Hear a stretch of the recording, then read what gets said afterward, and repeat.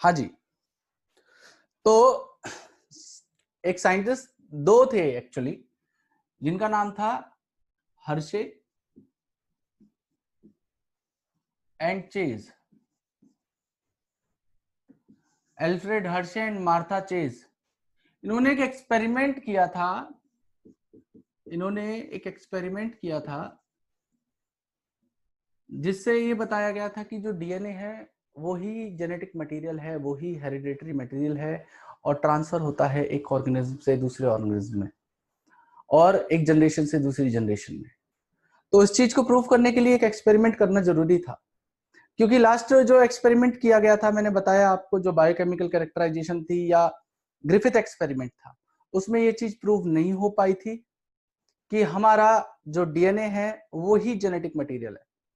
तो उस चीज को ही प्रूव करने में सब लोग लगे हुए थे उस समय पे। तो उसी दौरान ये एक्सपेरिमेंट किया गया, जिसे हर्शे एंड चेज एक्सपेरिमेंट के नाम से पढ़ा जाता है। और इसका दूसरा नाम ब्लेंडिंग एक्सपेरिमेंट भी है। इसको आप लोगों से ब्लेंडिंग एक्सपेरिमेंट करके भी पूछा जा सकता है। It is also known as blending experiment. बताऊंगा क्यों कहते हैं इसे ब्लेंडिंग एक्सपेरिमेंट। तो यहां पे इसको करा क्यों गया था? To prove DNA act as genetic material. ये प्रूव करना था कि डीएनए ही जेनेटिक मटेरियल है, इसलिए ये एक्सपेरिमेंट किया गया। अब इस एक्सपेरिमेंट में दो पार्ट हैं। सबसे पहले इन्होंने क्या किया, एक लिया बैक्टीरियोफेज। क्या लिया? बैक्टीरियोफेज। तो बैक्टीरियोफेज आर दोज वायरसेस, जो हमारे वायरसेस होते हैं जो बैक्टीरिया को अफेक्ट करते हैं या बैक्टीरिया को एज अ होस्ट के तौर पे यूज करते हैं। तो उन वायरसेस को हम लोग बैक्टीरियोफेज कहते हैं।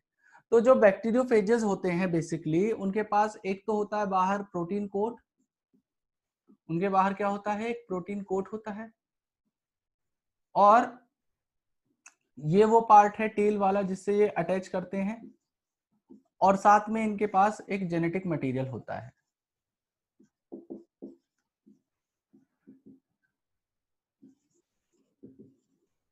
तो इन्होंने क्या किया, कुछ बैक्टीरियोफेजेस को लिया और कुछ बैक्टीरियाज को लिया जो कि अफेक्ट होंगे इन बैक्टीरियोफेजेस से। तो जो इन्होंने बैक्टीरिया लिया था वो लिया था एस्चेरिचिया कोलाई। एक बैक्टीरिया है हमारा ई कोलाई, ये एक बैक्टीरिया है। तो जनरली क्या होगा कि ये जो बैक्टीरियोफेजेस है ये आएंगे इस तरीके से, इनसे अटैच करेंगे, अपने जेनेटिक मटेरियल को अंदर इंजेक्ट कर देंगे और इनका जो प्रोटीन कोट होता है वो बाहर ही रह जाएगा। केवल जो इंजेक्ट होगा वो क्या? इनका जेनेटिक मटेरियल।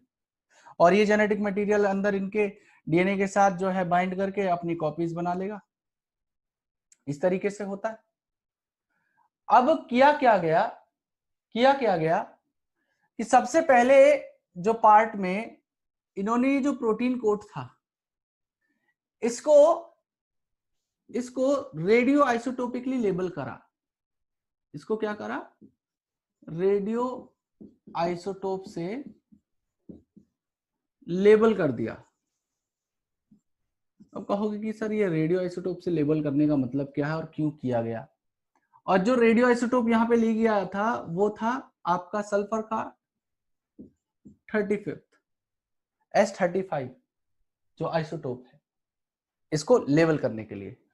देखिए, लेबल किसी चीज को रेडियो आइसोटोप से इसलिए किया जाता है, सपोज करो आपने कोई ड्रग मॉलिक्यूल बनाया, एग्जांपल के तौर पे सुनिएगा, आपने कोई एक ड्रग मॉलिक्यूल बनाया।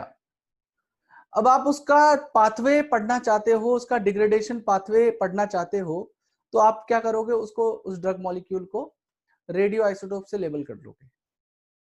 तो क्या होगा कि आप उस ड्रग को जिसके अंदर भी टेस्ट कर रहे हो, सपोज करो आप माइस के ऊपर टेस्ट कर रहे हो, आप उसको ड्रग को इंजेक्ट कर दो या ओरल इंजेक्शन से उस ड्रग को खिलाना है, उसको खिला दिया। अब आप क्या करोगे? आप उसके ऊपर यूवी लाइट में, उस माइस के ऊपर यूवी लाइट में देखोगे कि जहां पे भी वो ड्रग मॉलिक्यूल जा रहा होगा वहां पे एक फ्लोरेसेंट लाइट जल रही होगी, मतलब एक फ्लोरेसेंट इफेक्ट देता है radio isotope under ultraviolet light. तो वहां पे फ्लोरेसेंस आएगा, फ्लोरेसेंस की वजह से आप डिटेक्ट कर पाओगे कि ये जो ड्रग मॉलिक्यूल है फिलहाल लिवर में है, फिलहाल ब्लड में है, या फिलहाल किस ऑर्गन में जा रहा है। तो इसीलिए रेडियो आइसोटोप से लेबल किया जाता है किसी भी चीज को, ठीक है। और यहां पे भी रेडियो आइसोटोप से लेबल करा जाना इसलिए जरूरी था कि जब एक्सपेरिमेंट पूरा होगा, जब एक्सपेरिमेंट पूरा होगा तो वो ये देखना चाहेंगे कि ये जो प्रोटीन कोट है ये कहां पे गया, ये प्रोटीन जो कोट है ये कहां पे गया। यही तो हेरिडेटरी मटेरियल नहीं है कि यही ट्रांसफर हो गया हो इस बैक्टीरिया के अंदर, क्योंकि तब तक असमंजस था ना, पता नहीं था कि प्रूव ही नहीं हो पाया था कि जेनेटिक मटेरियल डीएनए है कि प्रोटीन है कि आरएनए है। तो इसीलिए इन्होंने सबसे पहले क्या किया, इस प्रोटीन कोट को ही रेडियो आइसोटोप से लेबल कर दिया। क्यों? क्योंकि ये देखना चाहते थे कि एक्सपेरिमेंट जब पूरा होगा तो ये जो रेडियो आइसोटोप है ये कहां पे फाइंड आउट करेंगे। तो इस एक्सपेरिमेंट को मैं शुरू करता हूं और आपको बताऊंगा कि किस तरीके से ये हुआ पूरा, तो ध्यान से देखिएगा। इसमें 3 स्टेप हैं एक्सपेरिमेंट में, बहुत इजी सा एक्सपेरिमेंट है, कोई टफ नहीं है, एक बारी में समझ में आ जाएगा, कोई परेशानी नहीं है। देखिए, सबसे पहला स्टेप है इन्फेक्शन। सबसे पहला स्टेप जो होगा इसमें वो है क्या, इन्फेक्शन। तो सबसे पहले ये इन्फेक्शन कॉज कराएंगे। इन्फेक्शन के अंदर क्या होगा कि ये जो बाहर वाला कोट है,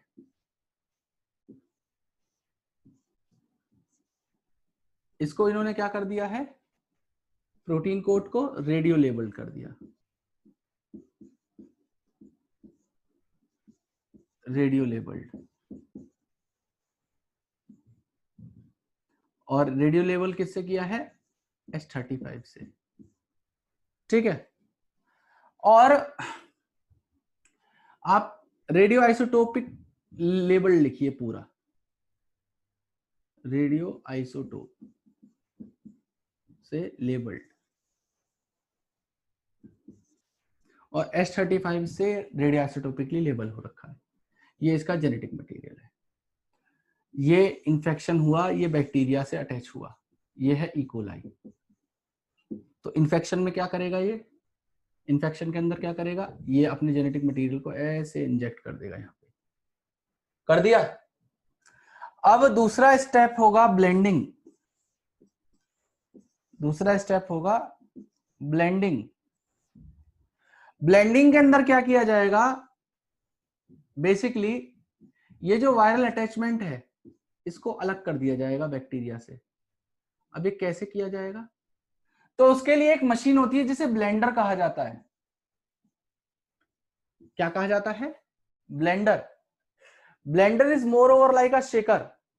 आप जब हायर स्टडीज करोगे, ग्रेजुएशन या पोस्ट ग्रेजुएशन में जो भी जाएगा, वहां पे देखोगे, या आप एमबीबीएस भी करोगे तो कोई ना कोई ऐसे एक्सपेरिमेंट या प्रोटोकॉल्स हैं जिसमें आप इन सब चीजों को पढ़ोगे।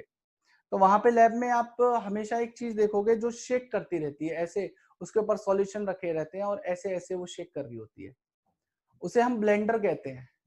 ब्लेंडर का काम क्या है, वो शेक करके, जब आप सपोज करो ये बैक्टीरिया हैं बहुत सारे, ये सब चल किसके अंदर रहा होगा, अरे एक पेट्री प्लेट के अंदर ही तो चल रहा होगा, ये तो माइक्रोस्कोपिक है ना। मैंने तो यहाँ पे इतना बड़ा बैक्टीरियोफेज बनाया, इतना बड़ा थोड़ी कहाँ होगा, माइक्रोस्कोपिक होता तो दिखेगा भी नहीं, बैक्टीरिया भी माइक्रोस्कोपिक है, दिखेगा नहीं। तो ये सब कहाँ चल रहा होगा, ये यहाँ पे ही चल रहा होगा, इस पेट्री प्लेट के अंदर ही मैंने जो है बहुत सारे बैक्टीरिया ग्रो करे होंगे इकोलाई को, और इकोलाई के साथ मैंने यहाँ पे जो है बैक्टीरियोफेजेस डाले होंगे।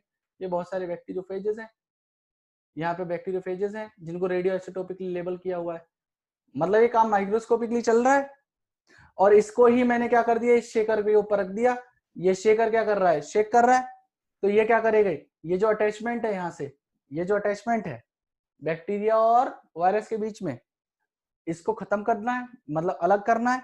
तो इसलिए किया जा रहा है ब्लेंडिंग, और इसी ब्लेंडिंग के नाम पे इसको एक्सपेरिमेंट मिल गया क्या, ब्लेंडिंग एक्सपेरिमेंट। तो ब्लेंडर ने क्या किया, शेक किया और शेक करके इनके जो अटैचमेंट थी उसको हटा दिया, खत्म कर दिया। आगे बात समझ में। लेकिन इस चीज को और कंप्लीट करने के लिए, ब्लेंडिंग को कंप्लीटली करने के लिए एक चीज करी और जाती है जिसे सेंट्रीफ्यूगेशन कहा जाता है। तो जैसे ब्लेंडर होता है उसी तरीके से एक सेंट्रीफ्यूगेशन नाम की मशीन होती है, उसे सेंट्रीफ्यूगल मशीन कहा जाता है।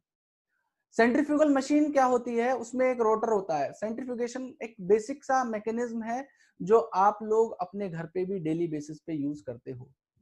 आप लोग देखते होंगे कि जो लोग थोड़े रूरल एरिया से आते हैं, जैसे मैं अपनी बात करूं तो भाई हमारे गांव में हमने देखा था कि जो हमारी ताई हैं या हमारी दादी हैं तो वो घी निकालने के लिए, उसमें से जो छाछ में से जो घी निकालने के लिए, बटर निकालने के लिए वो सेंट्रीफ्यूग करती थी। ठीक है, उसको एक मटके में रख के एक ऐसे रोटेट किया जाता था। आजकल रोटेशन करने के लिए बड़ी बड़ी मशीन आ गई है। जैसे आप लोग कहीं लस्सी वस्सी पीने जाते हो तो देखते होगे तो सेंट्रीफ्यूग कर देते हो, दही को जल्दी से तोड़ने के लिए उसको सेंट्रीफ्यूग कर देते हैं। तो सेंट्रीफ्यूगेशन यहाँ पे भी होता है। यहाँ पे बेसिकली एक मशीन होती है, उसमें एक रोटर लगा होता है। तो इस सारे मटेरियल को निकाल के क्या करते हैं, ये जितना भी सारा इसके अंदर कंटेंट है इसको निकाल के डाल दिया यहाँ पे, इसके अंदर एक टेस्ट ट्यूब के अंदर, टेस्ट ट्यूब के अंदर डाल दिया और टेस्ट ट्यूब में जो है सेंट्रीफ्यूगेशन होगा। सेंट्रीफ्यूगेशन क्यों करा जा रहा है कि ये जो बैक्टीरियल अटैचमेंट है इसको कंप्लीटली अलग कर दिया जाए। मतलब वायरस और बैक्टीरिया बिल्कुल अलग अलग हो जाने चाहिए, बिल्कुल अलग हो जाने चाहिए। ठीक है, तो तीसरा स्टेप क्या हो जाएगा, दूसरा स्टेप हो गया हमारा ब्लेंडिंग। ब्लेंडिंग में क्या है, ये अटैचमेंट हो गई इसकी अलग। और तीसरा स्टेप क्या होगा, तीसरा स्टेप होगा साहब आपका सेंट्रीफ्यूगेशन। सेंट्रीफ्यूगेशन। और जब सेंट्रीफ्यूगेशन होगा, जब सेंट्रीफ्यूगेशन होगा तो क्या होगा कि जो बैक्टीरियल सेल है वो अलग हो गई और इसके साथ में, उसके साथ में जो नीचे बचता है ना, देखो होता क्या है कि सेंट्रीफ्यूगेशन एक काम और करता है, डेंसिटी के बेस पे क्या कर देता है, सेपरेट कर देता है। जिनकी भी डेंसिटी कम होती है वो चीज ऊपर आ जाती है। जैसे जो जो बटर होता है उसकी डेंसिटी क्या होती है, कम होती है, तो वो क्या होता है सेंट्रीफ्यूगेशन करने के बाद ऊपर आ जाता है। नीचे हमारी क्या रह जाती है, छाछ रह जाती है। ठीक है, जिसे बटर मिल्क कहते हो आप लोग। तो बटर मिल्क रह जाता है नीचे, ऊपर आ जाती है क्या, बटर। तो बटर की क्या थी, डेंसिटी कम थी, वो ऊपर आ गया, जिसकी डेंसिटी ज्यादा थी वो नीचे रह गया। तो यहाँ पे भी क्या होगा, जो ऊपर आ जाएगा वो हमारी बैक्टीरियल सेल्स प्लस डीएनए है जो सेल के अंदर होगा, और नीचे जो रह जाएगा उसे हम सुपरनेटेंट कहते हैं। क्या कहेंगे उसे, सुपरनेटेंट। तो नीचे बचता है क्या, सुपरनेटेंट। तो साथ में क्या हो जाएगा, ये तो हो गई बैक्टीरियल सेल और साथ में क्या बचा हमारा, सुपरनेटेंट। ठीक है साहब। तो सुपरनेटेंट में क्या होंगे हमारे, ये जो ये जो ये है ना वायरल कोट, ये वाले प्रोटीन कोट, ये सब सुपरनेटेंट के अंदर आएंगे। तो सुपरनेटेंट के अंदर ये वायरल कोट बना रहा हूं, वायरल कोट बना रहा हूं, बहुत सारे वायरल कोट बना दीजिए आप यहाँ पे। ठीक है, ये सब वायरल कोट किसके अंदर है, सुपरनेटेंट के अंदर है। ठीक है, तो अब क्या होगा, जेनेटिक मटेरियल किसके अंदर है, सेल के अंदर है, सेल के अंदर है। तो ट्रांसफर क्या किया गया था, ये जेनेटिक मटेरियल तो ट्रांसफर किया गया था। मतलब ये तो मैंने आपको पहले बता दिया कि जेनेटिक मटेरियल ट्रांसफर होता है, लेकिन उस टाइम पे नहीं पता थी ये बात कि जेनेटिक मटेरियल ट्रांसफर होता है वो ये डीएनए या आरएनए है जो यहाँ पे तो इस बैक्टीरियोफेज में बेसिकली डीएनए था जो ट्रांसफर हो रहा था। तो ये तो मैंने अभी बता दिया आपको, डीएनए है जो ट्रांसफर हुआ है, जो जेनेटिक मटेरियल है। लेकिन उस समय तो नहीं पता था ना कि बैक्टीरियोफेज क्या ट्रांसफर कर रहा है, वो तो चीज पता नहीं थी। उन्हें तो यही नहीं पता था कि बेसिकली ये हो क्या रहा है। तो वो तो ये चीज प्रूव करना चाह रहे थे कि हाँ जेनेटिक मटेरियल डीएनए ही है, मतलब जो ट्रांसफर हो रहा है बैक्टीरियोफेज से बैक्टीरिया के अंदर। तो यहाँ पे रेडियो आइसोटोपिक लेबल किसको किया गया था, प्रोटीन कोड को। तो प्रोटीन कोड कहां पे गया, सुपरनेटेंट के अंदर गया। तो हमारा रेडियो आइसोटोप मिलेगा कहां पे, आफ्टर कंप्लीटिंग द एक्सपेरिमेंट, जब सेंट्रीफिकेशन कंप्लीट कर देंगे, where will we will find the radio isotope, we will find it in supernatant because viral coat are present in the supernatant part. So दो हमारा जो supernatant था तो यहां पे लिखोगे आप क्या, radio isotope found. Isotope found या डिटेक्टेड। और यहां पे सेल के अंदर क्या होगा, यहाँ पे आपने डीएनए, इसके जेनेटिक मटेरियल, इसको थोड़ी ना रेडियो आइसोटोप लेबल किया, इसको तो कुछ भी नहीं किया आपने, तो यहाँ पे थोड़ा ना कोई रेडियो आइसोटोप मिलेगा, क्योंकि ट्रांसफर तो भाई साहब ये हुआ है। तो यहाँ पे क्या हो जाएगा, नो रेडियो आइसोटोप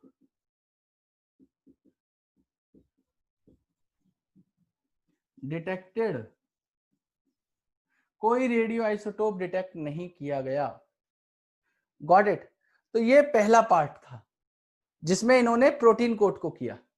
अब इन्होंने क्या किया, इसी एक्सपेरिमेंट को परफॉर्म करा दूसरे रेडियो आइसोटोप के साथ, और वो जो दूसरा रेडियो आइसोटोप था वो था P32। क्या था, P32, फास्फोरस 32। ठीक है, और उससे उससे अब की बार जेनेटिक मटेरियल को रेडियो आइसोटोप लेबल किया गया। तो वो भी देख लीजिए वो किस तरीके से होगा। ये पार्ट यहां तक समझ लीजिएगा। पहले वाले हिस्से में क्या हुआ कि सुपरनेटेंट के अंदर रेडियो आइसोटोप डिटेक्ट हुआ, लेकिन सेल्स के अंदर डिटेक्टेड इन सेल लिख दो, लो इन सेल्स। बैक्टीरियल सेल में कोई भी रेडियो आइसोटोप नहीं था। होता भी कैसे भाई, कुछ रेडियो आइसोटोप अंदर तो तभी आता ना जब रेडियो आइसोटोप से कुछ ये चीज लेबल होती। अगर डीएनए लेबल हो जाता तो ये यहां अंदर आ जाता। रेडियो आइसोटोप से ये लेवल ही नहीं है, प्रोटीन कोड लेवल है, प्रोटीन कोड सेंट्रिफिकेशन करने के बाद सुपरनेटेंट में चला जाता है। तो रेडियो आइसोटोप आएगा कैसे, आ ही नहीं सकता। तो अब क्या किया गया, इसी एक्सपेरिमेंट को दूसरे तरीके से, दूसरे एंगल से किया गया। दूसरे एंगल से कैसे किया गया, तो वो भी देखिए ध्यान से, वो कैसे होगा।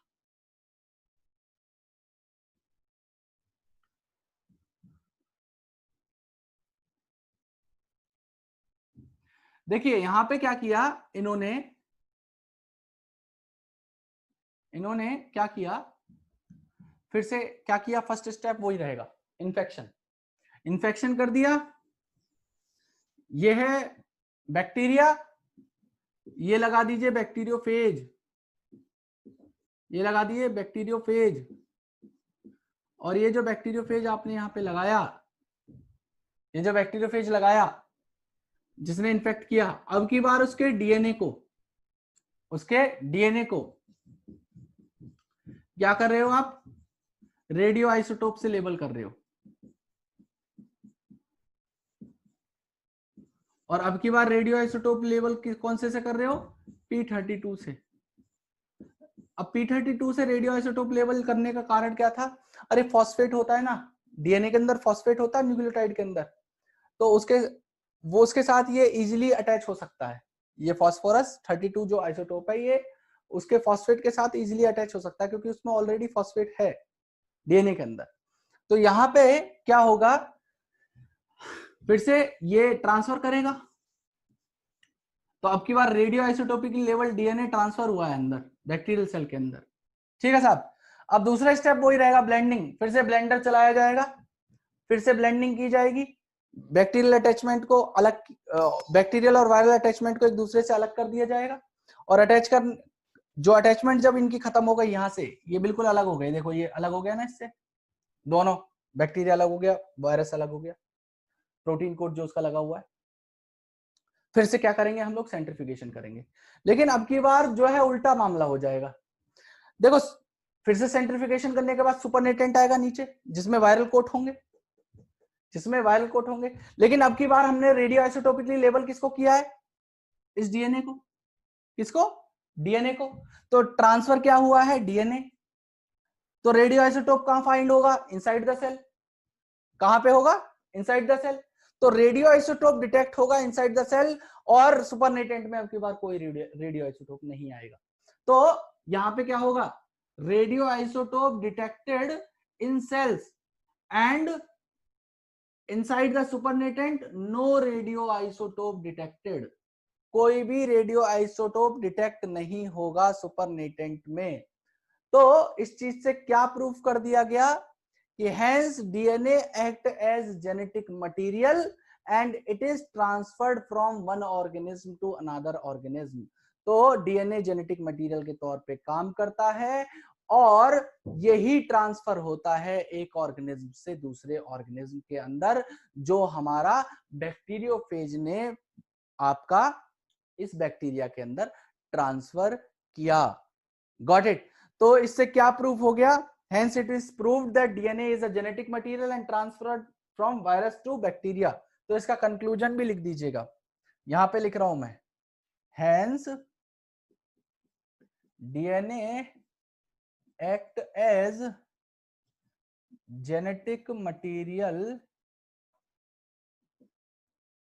एंड इट इज ट्रांसफर्ड, यही ट्रांसफर होगा फ्रॉम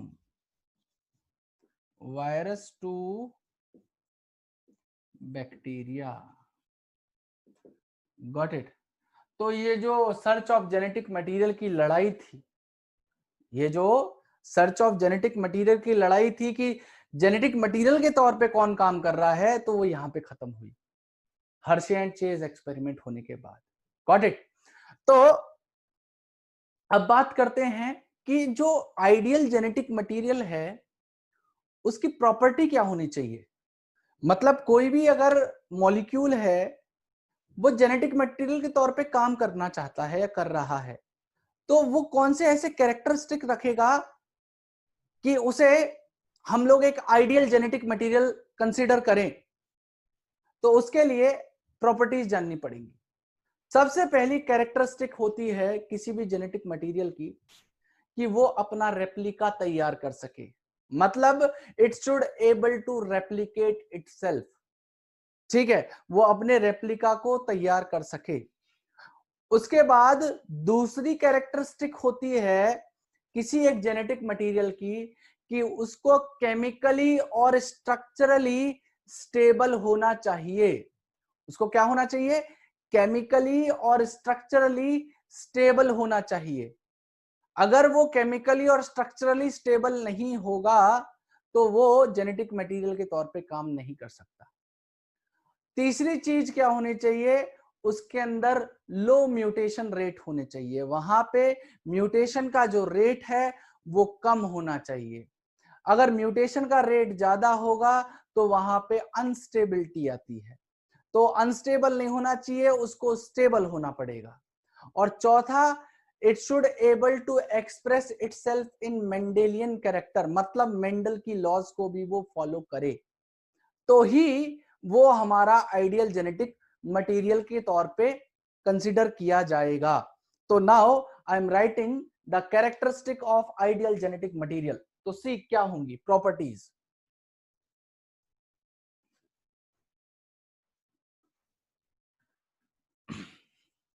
नोट्स आप तक पहुंच चुके हैं, नोट से पढ़ लीजिएगा। इसकी थ्योरी जो है एक्सपेरिमेंट की मैं नहीं लिखवा रहा हूं, ठीक है? बड़ा चैप्टर है, बहुत बड़ा चैप्टर है ये, इस बुक का सबसे बड़ा चैप्टर है ये। तो इसीलिए आप अपने आप, और एक दिन मैं ये सोच रहा हूं जो आसपास रहते हैं अपनी अपनी कॉपी और लेके आ जाना, मैं कॉपी और चेक करूंगा भाई आपकी, क्योंकि मुझे नहीं पता लगता कि तुम कुछ तो ईमानदारी से लिख रहे होंगे, कुछ जो है मक्कारी कर रहे होंगे, है ना, फॉर्मेलिटी के तौर पे आ रहे होंगे कि आ रहे हैं, हाँ सर क्लास ले रहे हैं, फीस दे रहे हैं तो जा रहे हैं, है ना।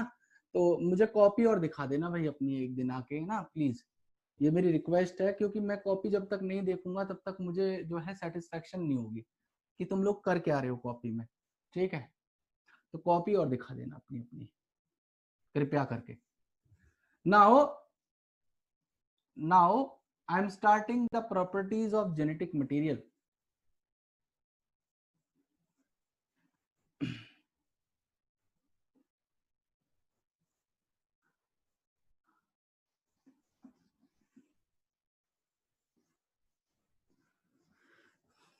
हाँ जी, देखिए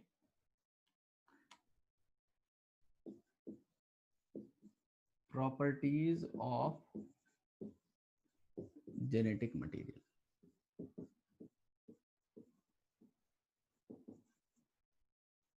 तो सबसे पहला, it should able to create its replica, खुद के रेप्लिका तैयार कर सके, मतलब ये रेप्लिकेशन कर सके, अपनी कॉपी तैयार कर सके। दूसरा, should be chemically, should be chemically and structurally stable.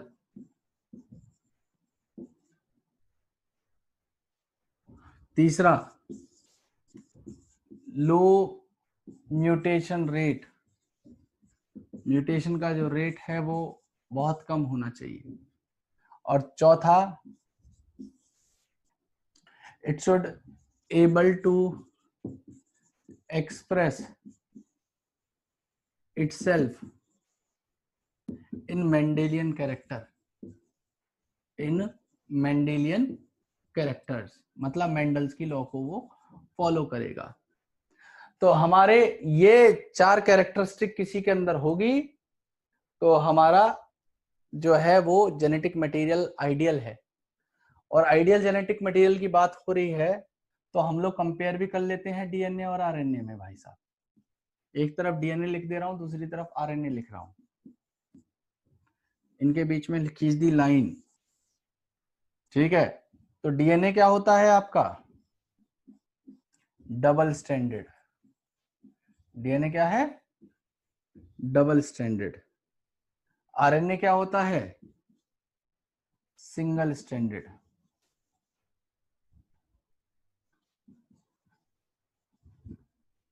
और डीएनए के अंदर सेकंड प्राइम पोजीशन पे जो सेकंड कार्बन था इस पेंटोज रिंग में, यहां पे क्या लगा हुआ था? हाइड्रोजन। तो सेकंड प्राइम में लगा होता है यहाँ H, और यहां पे क्या लगा होता है? OH। क्या लगा होता है? OH। और OH के कारण क्या हो जाता है ये? OH के कारण क्या हो जाता है ये? रिएक्टिव हो जाता है। क्या हो जाएगा? रिएक्टिव हो जाएगा। और जो चीज ज्यादा रिएक्टिव हो सकती है वो इजीली डिग्रेड हो जाएगी, डिग्रेड हो जाएगी, खत्म हो जाएगी। Got it? उसके अलावा डीएनए के अंदर क्या लगा होता है? थाइमीन। और आरएनए के अंदर क्या होता है? थाइमीन ना होके यूरेसिल। क्या होगा डीएनए के अंदर? डीएनए के अंदर 4 नाइट्रोजनस बेस होंगे, adenine, guanine, cytosine and thymine. ठीक है, ये 4 हमारे नाइट्रोजनस बेसिस होते हैं किसमें? डीएनए में। और आरएनए में हमारे केवल 3 तो वही होंगे, एडेनिन, ग्वानिन एंड साइटोसिन। चौथा जो है थाइमीन की जगह पे क्या आ जाता है? यहाँ पे यूरेसिल आ जाता है। Got it? तो जो डीएनए है ये एक एडवांटेजियस है ओवर आरएनए। अब हालांकि आप ये चीज देख के जो है चिंताजनक स्थिति में आ जाओगे कि जो सबसे पहला जेनेटिक मटेरियल इस अर्थ पे था वो आरएनए ही था। सबसे पहले जो जेनेटिक मटेरियल इस अर्थ पे था ऑर्गेनिज्म के अंदर वो आरएनए ही हुआ करता था। लेकिन लेटर ऑन वो मॉडिफाई हुआ अपने आप में during the course of evolution, and DNA ने उसकी जगह ली और डीएनए जेनेटिक मटेरियल के तौर पे काम करने लग गया। Got it? तो ये इनकी प्रॉपर्टीज हैं।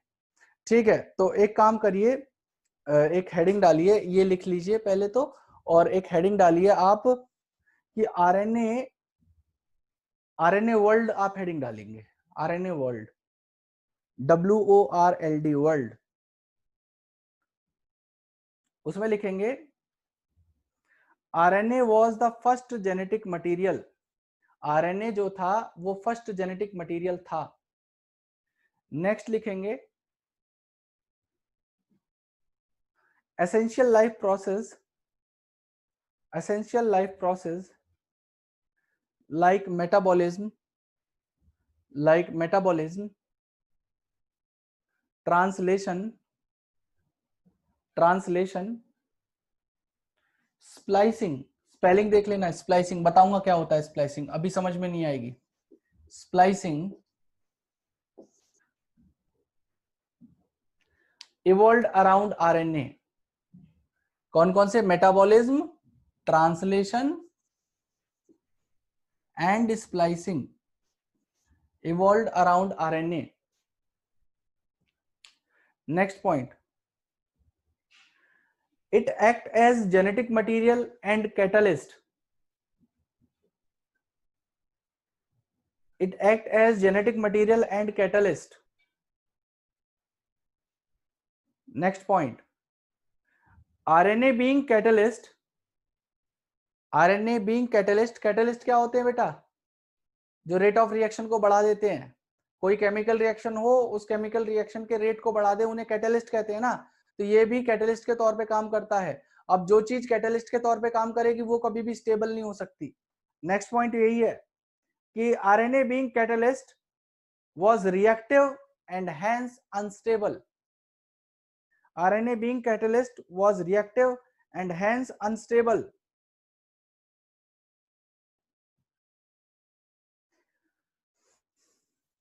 फुल स्टॉप करके कंटिन्यू लिखेंगे। Hence DNA has evolved from RNA. Hence DNA has evolved from RNA with chemical modification that make it more stable. तो DNA क्या है? इवॉल्व हुआ है RNA से।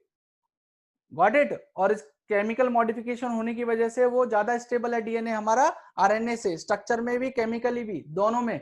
डीएनए डबल स्टैंडर्ड है, आरएनए सिंगल स्टैंडर्ड है, तो दोनों में देखिए डबल स्टैंडर्ड डीएनए ज्यादा स्टेबल होगा। तो लास्ट पॉइंट लिखिए, DNA being double standard,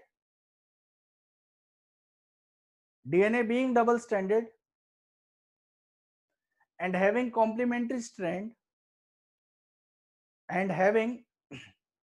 complementary strand मतलब दो स्ट्रैंड होते हैं ना एक दूसरे के कॉम्प्लीमेंट्री। फर्दर resist changes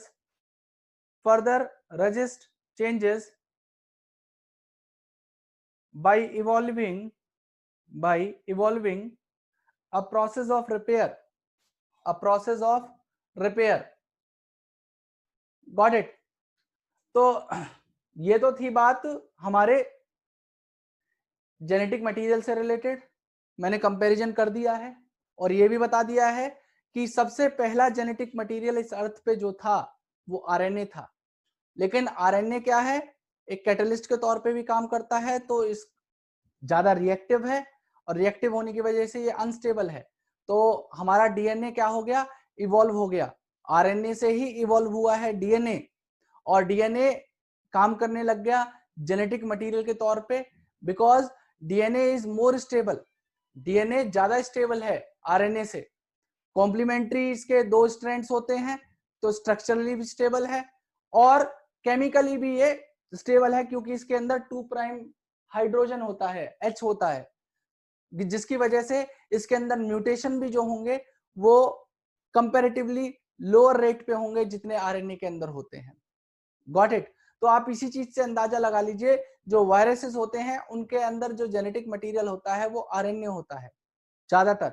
ऐसा नहीं है कि वायरसेस डीएनए को जेनेटिक मटेरियल के तौर पे काम नहीं करेंगे, लेकिन हमारे बहुत सारे ऐसे वायरसेस हैं जिनके अंदर आरएनए जेनेटिक मटेरियल है। तो सोचो, जिनके अंदर आरएनए जेनेटिक मटेरियल होगा उनके अंदर क्या होगा? ज्यादा जल्दी चेंजेस करेंगे। इसीलिए इनके अगेंस्ट जो ड्रग है या मेडिसिन है उनको बनाना मुश्किल है, क्योंकि अरे एक स्टेबल फॉर्म हो तो उसके अगेंस्ट तो आप किसी चीज को बना सकते हो। अरे जो बदलती रहे आप किस फॉर्म के अगेंस्ट बना दोगे? तुम्हें नहीं पता ना अगला म्यूटेशन वो क्या कर रहा है वायरस, तो आप उसके लिए कोई भी ड्रग या वैक्सीन कुछ भी नहीं तैयार कर सकते। इसीलिए ठीक है, तो अब ये देखेंगे हम लोग। नेक्स्ट मैं टॉपिक शुरू कर रहा हूं जिसे कहते हैं central dogma of molecular biology. Central dogma of molecular biology, हालांकि मैं पहले ही बता चुका हूं, लेकिन मैं अभी भी फिर दोबारा बता दे रहा हूं उस चीज को कि सेंट्रल डॉगमा होता क्या है। तो ध्यान से देखिएगा। और कल मैं जो है एक डाउट सेशन रखूंगा भाई इसी चैप्टर का, तो जो भी अब तक चैप्टर में डाउट रहे हो उन्हें आप कल लेके आएंगे और क्वेश्चन भी सॉल्व करेंगे हम लोग। और मैं सभी लोगों से चाहता हूं कि मैक्सिमम लोग आए, जो डाउट सेशन होगा उसमें ज्यादा से ज्यादा लोग पार्टिसिपेट करें और अपने क्वेश्चंस को भी लेके आए और क्वेश्चन सॉल्व भी कर लें। जो अब तक टॉपिक हो चुका है क्वेश्चन भी सॉल्व करवाऊंगा और साथ में जो आपके डाउट्स हैं अब तक जो समझ में नहीं आए वो भी क्लियर करे जाएंगे साथ में। Got it? तो देखिए नेक्स्ट टॉपिक,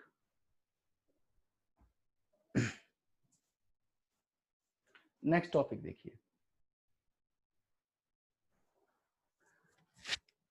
और जो लोग नहीं आ रहे हैं उनके लिए मैं फिर से कह रहा हूं कि बेटा आ जाया करो, अच्छी बात नहीं है। अब तक रिकॉर्डेड से पढ़ोगे, मजबूरी है आपकी तो बहुत अच्छी बात है, लेकिन अगर ऐसा कर रहे हो आपकी जानबूझ के अपने साथ खिलवाड़ कर रहे हो, झूठ बोल रहे हो या कुछ भी कर रहे हो, कल डाउट सेशन है, कल संडे को तो मेरे हिसाब से और कोई क्लास होगी नहीं, और कल अगर सो गए तो तुम देख लेना, मैं घर ही फोन करूंगा, कल पक्का फोन कर दूंगा, तुम देख लेना, ठीक है? नंबर तो तुम्हारे जैसे आए हैं, ठीक है? तो देख लीजिएगा, आप लोग के लिए बिल्कुल अच्छा नहीं होगा अगर आप कल नहीं आए और डाउट्स नहीं लेके आए और साथ में क्वेश्चन भी होंगे, तो क्वेश्चन भी बताने पड़ेंगे, तो आज तक का पढ़ लेना ध्यान से, ठीक है? और पूछूंगा मैं सबसे। Next topic is central dogma of molecular biology.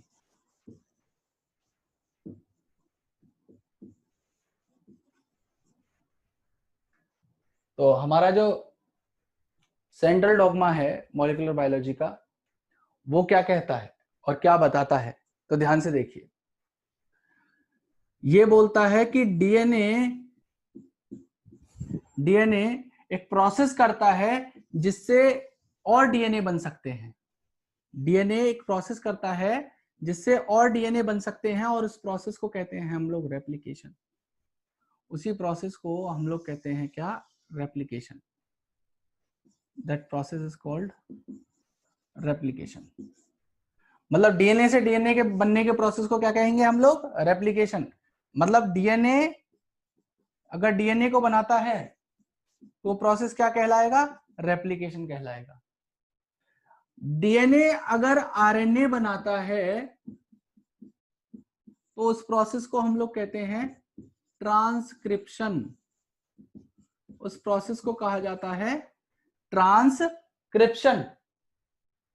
और आरएनए अगर प्रोटीन को बनाएगा तो उस प्रोसेस को कहते हैं हम लोग ट्रांसलेशन। Got it? और एक बाद में एक टेमिन नाम के साइंटिस्ट आए थे, उन्होंने एक चीज और एक्सप्लेन की, बाद में वो चीज जोड़ दी गई थी, लेटर ऑन जोड़ी गई थी। ये जो इनिशियली दिया गया था इसमें नहीं था, लेकिन जो एडवांस है हम वो देखेंगे कि आरएनए भी वापस डीएनए बना सकता है by the process reverse transcription. एक प्रोसेस होता है जिसे रिवर्स ट्रांसक्रिप्शन कहते हैं, जैसा एचआईवी वायरस करता है। याद आया? तो एचआईवी वायरस क्या करता है? आरएनए से वापस डीएनए बनाता है ना, तो कौन सा प्रोसेस करता है वो? रिवर्स ट्रांसक्रिप्शन करता है। आ गई बात समझ में? तो डीएनए से डीएनए बनने को रेप्लिकेशन, डीएनए से आरएनए बनने को ट्रांसक्रिप्शन, आरएनए से प्रोटीन बनने को ट्रांसलेशन, और आरएनए अगर वापस बनाएगा डीएनए तो उसे कहते हैं हम लोग रिवर्स ट्रांसक्रिप्शन। ठीक है? तो अब देखिए नेक्स्ट अगर अगर सपोज करो आपके सामने कोई चीज है, आप देख सकते हो कि डीएनए ही लास्ट में क्या बन रहा है, लास्ट ही में डीएनए किस चीज की इंफॉर्मेशन लेके चल रहा है? इस प्रोटीन को बनने की। जो मैं आज तक बात कहता आया था, लास्ट में भी कुछ कह रहा था जब जेनेटिक्स पढ़ा रहा था, लेकिन मैं वहां पे इस चीज को एक्सप्लेन नहीं कर सकता था, लेकिन मैं अब अपनी बात को कह रहा हूं कि देखो इस प्रोटीन को बनाने की जो इंफॉर्मेशन है वो किसके पास है? डीएनए के पास है या नहीं है? तो जो हमारा सीक्वेंस ऑफ न्यूक्लियोटाइड होगा, सीक्वेंस ऑफ न्यूक्लियोटाइड होगा इसके अंदर, डीएनए के अंदर, वही चीज तो डिटरमाइन करेगी कि आरएनए कैसे बनेंगे, आरएनए के अंदर कोडॉन क्या होंगे। It will determine the sequence of codon.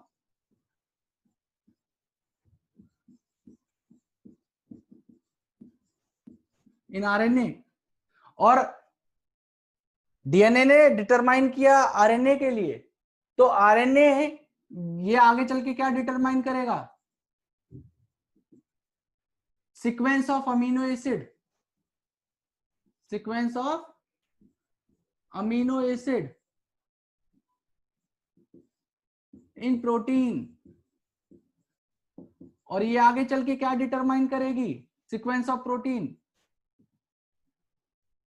कि हमारा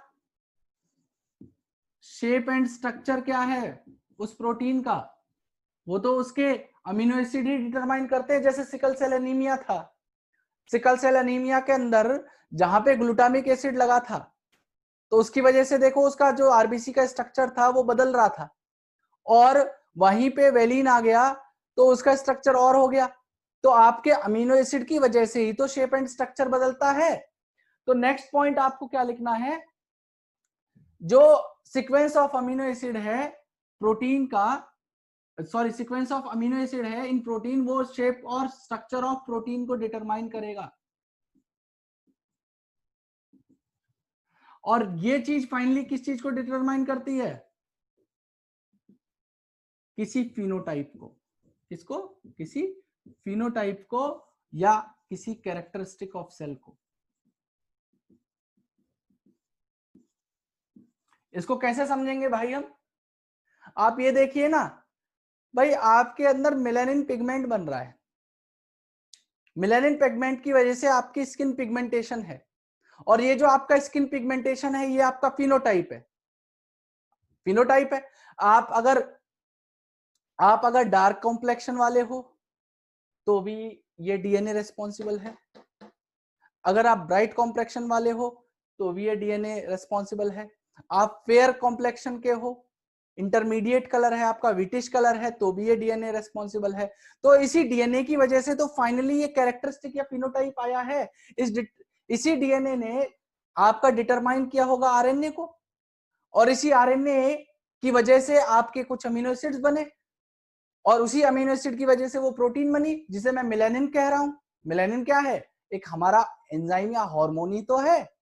ज्यादा बन गया, ज्यादा एफिशिएंटली बन गया तो उसकी वजह से डार्क कॉम्प्लेक्शन हो गया, नहीं कम बनता तो आप एल्बिनो हो जाते, थोड़ा बहुत बनेगा तो आप फेयर हो जाओगे।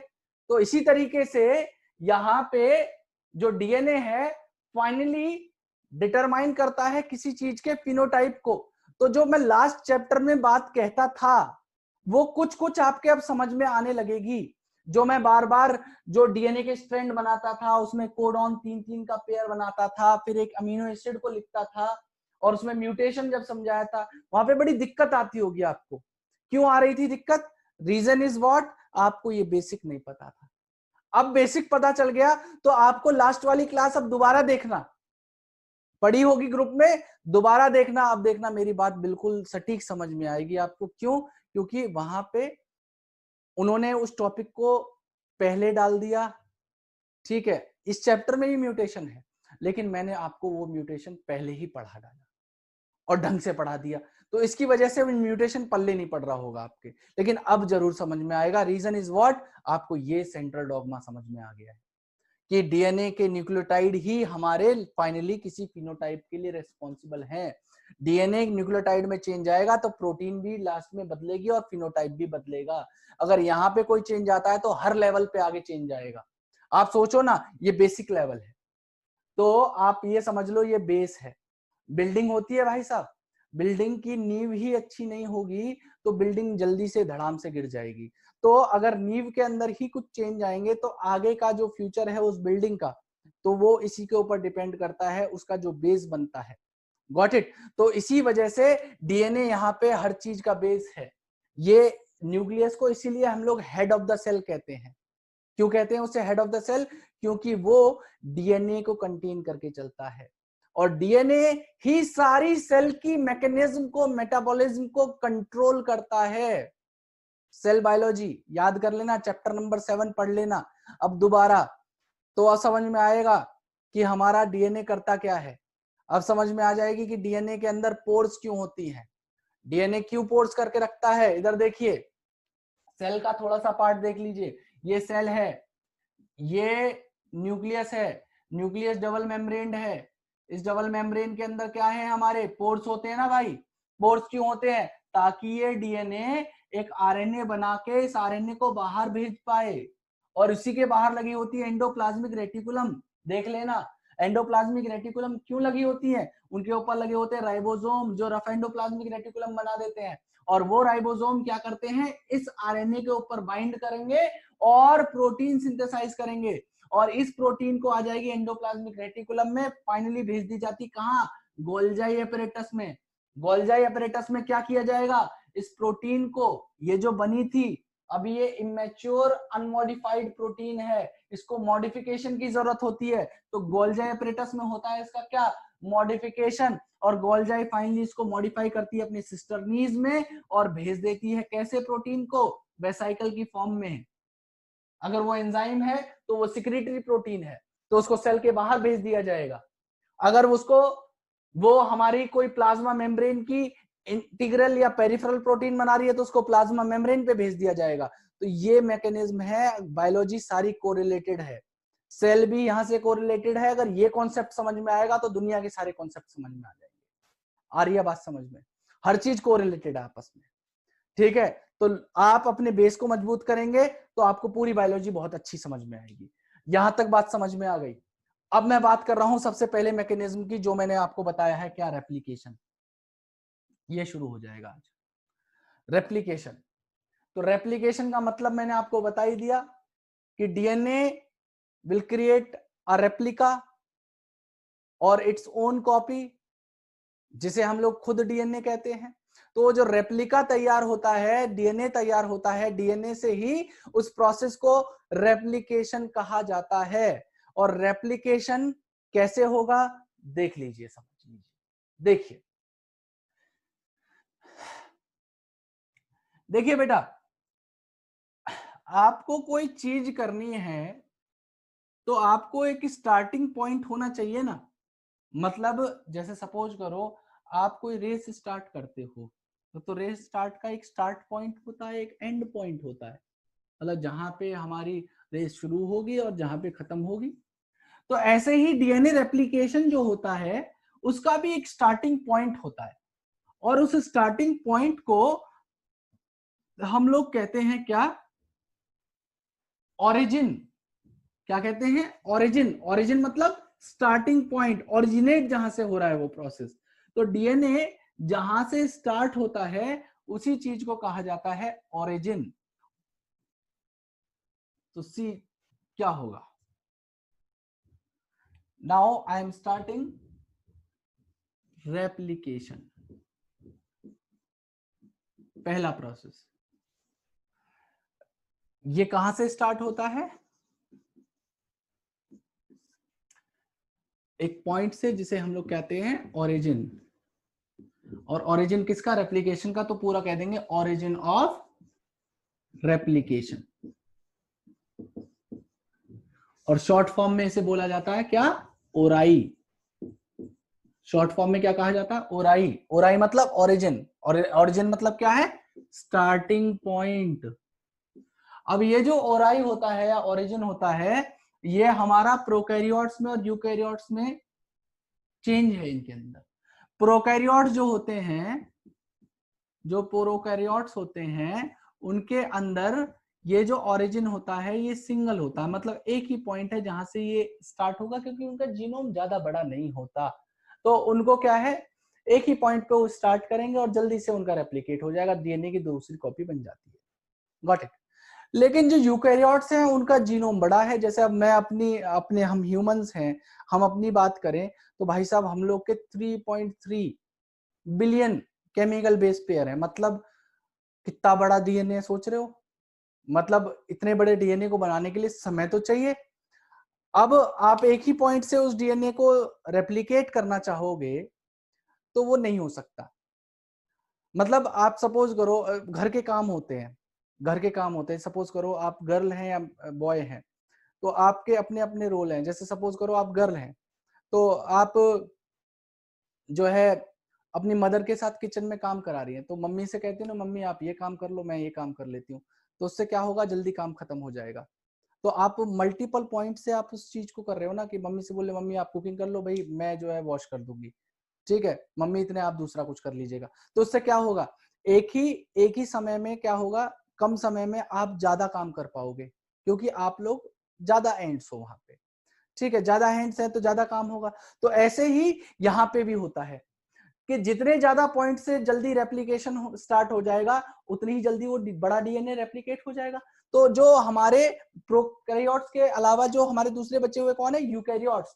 तो हमारे जो यूकैरियोट्स होते हैं, तो यूकैरियोट्स के अंदर क्या होते हैं, मल्टीपल ऑरिजिन होते हैं, ठीक है, क्योंकि उनका जो जीनोम है वो कॉम्प्लेक्स है और उसको रेप्लिकेट करने में समय लगेगा, बड़ा डीएनए है, तो इसलिए कई पॉइंट से इसको शुरू किया जाता है। गॉट इट, यहां तक बात समझ में आ गई। मल्टीपल ओराई, यहां सिंगल ओराई, ठीक है, क्योंकि कॉम्प्लेक्स जीनोम है इनका, ठीक है, इनका सिंपल जीनोम है। आप देखो ना, प्रोकैरियोट्स मतलब बैक्टीरियाज के अंदर सिंगल क्रोमोसोम होता है, प्रोकैरियोट्स के अंदर सिंगल क्रोमोसोम है। हमारे अंदर कितने मल्टीपल क्रोमोसोम है, 23 पेयर है, 46 क्रोमोसोम है टोटल। तो समय लगेगा ना भाई, 1 और 46 में अंतर है, तो ज्यादा बड़ा है। Got it.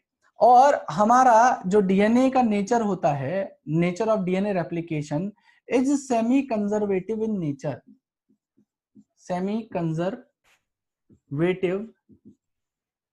In nature. अब कहोगे कि सर ये जो आप लिख रहे हो सेमी कंजर्वेटिव इन नेचर, इसका मतलब क्या है? तो इसको समझने के लिए आपको क्या करना पड़ेगा, आपको 2 मॉडल समझने पड़ेंगे। देखिए इधर, इधर देखिए,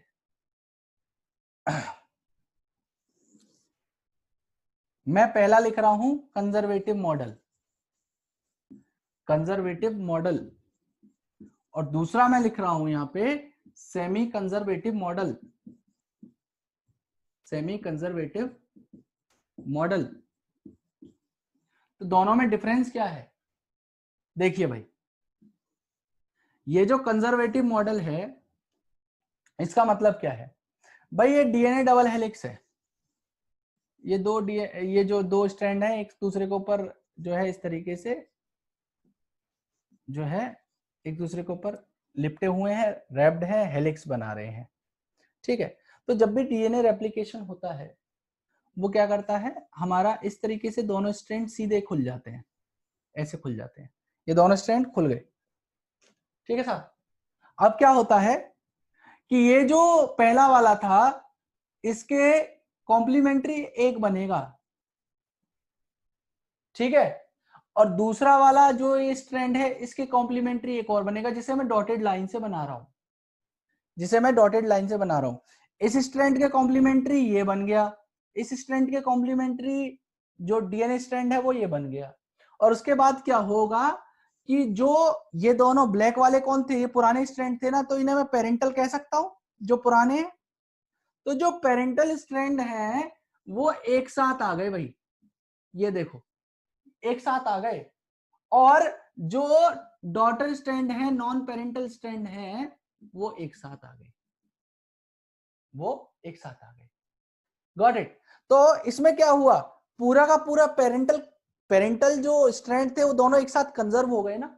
यहां पे देखिए, ये दोनों पेरेंटल स्ट्रैंड एक साथ आ गए ना, तो इसे क्या कहते हैं, कंजर्वेटिव। मतलब दोनों पुराने जो पेरेंटल स्ट्रैंड थे वो एक साथ आ चुके हैं, पेरेंटल स्ट्रैंड कंजर्वेटिव है, जो दोनों डॉटर स्ट्रैंड बने हैं वो एक साथ हेलिक्स बना रहे हैं।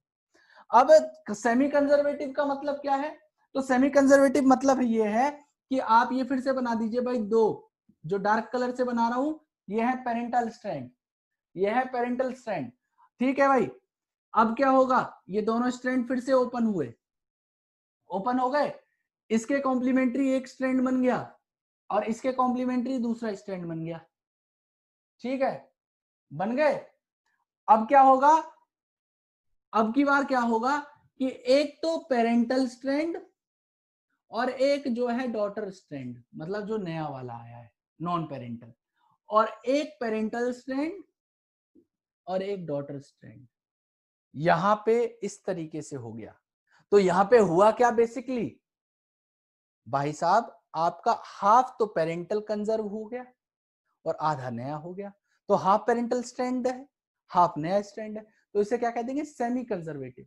क्या कह देंगे इसे, सेमी कंजर्वेटिव। क्यों, इसमें आधा पुराना आया है आधा नया आया है। तो हमारे अंदर भी इसी तरीके से होता है कि हमारा जो डीएनए है वो जब ये जो हेलिक्सेस हैं ये ओपन हो जाते हैं, इनकी अनवाइंडिंग हो जाती है, ये जो एक दूसरे के ऊपर वाइंड कर रखे हैं, अनवाइंड होके इस तरीके से दोनों स्ट्रेट हो जाएंगे और इसके कॉम्प्लीमेंट्री ये स्ट्रैंड बनेगा, इसके कॉम्प्लीमेंट्री ये बनेगा, और एक पुराना स्ट्रैंड और एक नया स्ट्रैंड जो कॉम्प्लीमेंट्री बना है वो एक साथ मिलके हेलिक्स बनाता है, और दूसरा वाला जो बना हमारा एक स्ट्रैंड वो दूसरे के साथ। तो देखो ना भाई, एक डीएनए था, लास्ट में कितने डीएनए हो गए, 2 डीएनए स्ट्रैंड हो गए ना, यहाँ पे 2 अलग अलग डीएनए हो गए ना, तो रेप्लिकेशन में ही तो हुआ है।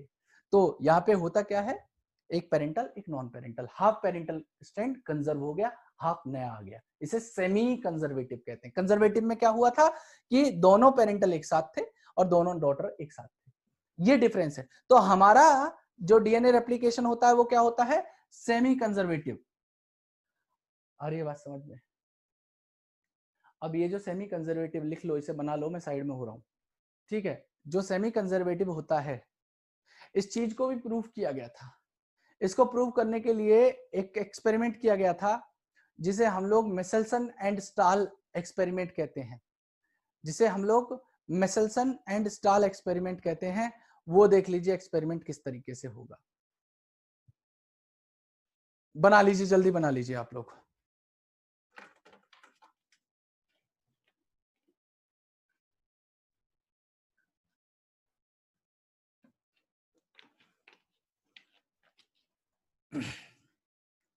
हाँ जी, दूसरी बार रिकॉर्डिंग भेज दूंगा। अगर कोई पॉइंट छूट जाता है तो रिकॉर्डिंग इसीलिए भेज दी जाती है ताकि आप दोबारा उस चीज को देख के नोट्स बना लो, कहीं छूट जाए तो दोबारा देख लेना उसे। ठीक है, मैं स्टार्ट कर रहा हूं आगे, ध्यान से देखिए। अब मैं इसी सेमी कंजर्वेटिव नेचर को प्रूव करने के लिए जो एक्सपेरिमेंट किया गया था, मेसेल्सन एंड स्टाल एक्सपेरिमेंट, उस एक्सपेरिमेंट को अब यहाँ पे जो है आपके सामने बनाने वाला हूं कि एक्सपेरिमेंट किस तरीके से परफॉर्म किया गया था और उसमें कौन कौन से स्टेप थे। तो ये जो एक्सपेरिमेंट था, ये जो एक्सपेरिमेंट था ये थोड़ा सा कॉम्प्लिकेटेड है, थोड़ा सा, ज्यादा नहीं, ठीक है भाई। थोड़ा सा जो बुक के डायग्राम है और मेरे डायग्राम हल्के से मैच नहीं करेंगे क्योंकि मैं थोड़ा अंडरस्टैंडिंग के लिए उसको अलग तरीके से बनाता हूं। आप चाहो तो बुक वाले डायग्राम बना सकते हो, लेकिन मेरे को क्या है कि आपको समझानी है वो बात, तो मेरे को अलग तरीके से किसी चीज को बनाना पड़ता है। तो बहुत सारी चीजें ऐसी होंगी जो बुक में आपको बिल्कुल नहीं मिलेंगी और उसका एक्सप्लेनेशन भी नहीं मिलेगा, लेकिन यहाँ पे आपको बेसिक से जीरो से बिल्कुल बताऊंगा मैं आपको हर बात को, तो एक्सप्लेनेशन भी साथ में आपको मिलेगा उसका। Got it? क्योंकि बुक में ये कंजर्वेटिव सेमी कंजर्वेटिव कुछ नहीं लिखा गया है, इसका मतलब भी नहीं बताया गया कि सेमी कंजर्वेटिव का मतलब क्या है। Got it? तो डायग्राम जो मैं बनाऊंगा वो बुक से मैच नहीं करेगा, बुक में तो डायग्राम थोड़ा सा ही बनाया और खत्म कर दिया है, और वो कुछ पल्ले भी नहीं पड़ेगा आपको कि चला क्या गया।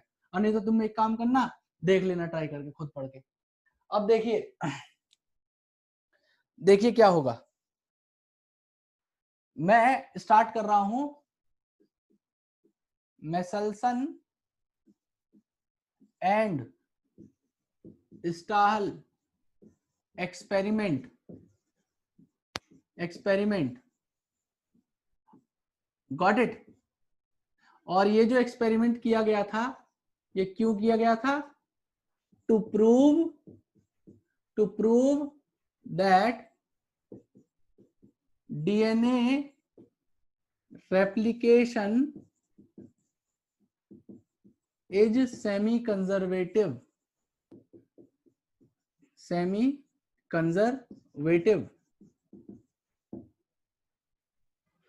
देखिए यहां पे इन्होंने क्या किया, सबसे पहले एक ही चीज ली, वो वही वाला बैक्टीरिया जो पहले लिया था, इकोलाई, इकोलाई को लिया इन्होंने, ठीक है, और यहां पे इन्होंने साथ में नाइट्रोजन को लिया। नाइट्रोजन के ना दो आइसोटोपिक फॉर्म है, एक लाइट फॉर्म है जिसे N14 कहते हैं, ये लाइट है, और एक लिया N15, ये हैवी आइसोटोप है। तो ये लाइट आइसोटोप है N14, और N15 जो है हैवी आइसोटोप है। Got it? किसका? नाइट्रोजन का। तो इन्होंने क्या किया कि इकोलाई को ग्रो किया सबसे पहले। ये मैं फनल बना दे रहा हूं इस तरीके से, ये अगार मीडियम बना दिया मैंने जिसपे हम लोग बैक्टीरियाज को ग्रो करते हैं, और यहां पे लिख रहा हूं मैं सबसे पहले N14 मतलब लाइट आइसोटोप मीडियम। यहां पे इन्होंने क्या किया, बैक्टीरिया को ग्रो किया, इस तरीके से बैक्टीरिया ग्रो करेगा। Got it? अब ये जो बैक्टीरिया होते हैं इकोलाई, इनका जो जनरेशन टाइम है, इनका जो जनरेशन टाइम है, भाई जनरेशन टाइम का मतलब क्या होता है वो भी समझ लीजिए।